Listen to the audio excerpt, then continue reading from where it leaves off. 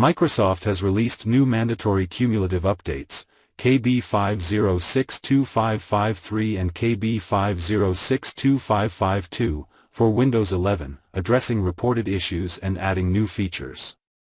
These updates are crucial as they include security fixes, requiring all users to install them to mitigate potential vulnerabilities.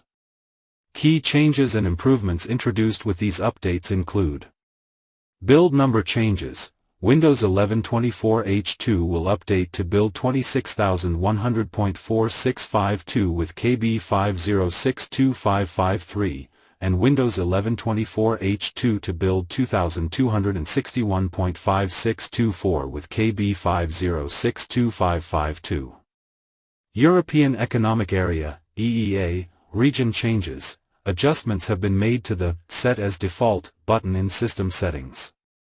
Copilot plus PC integration. A new Ask Microsoft 365 Copilot action allows users to share files and information for inquiries.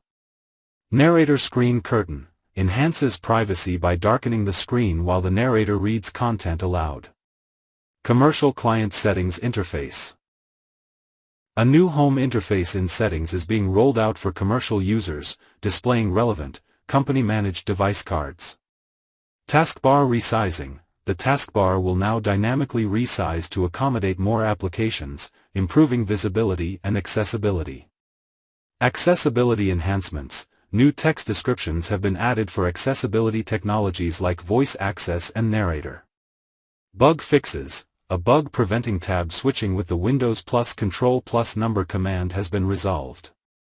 Voice access improvements. Voice access can now be used for system navigation, text dictation, and interaction with OS options.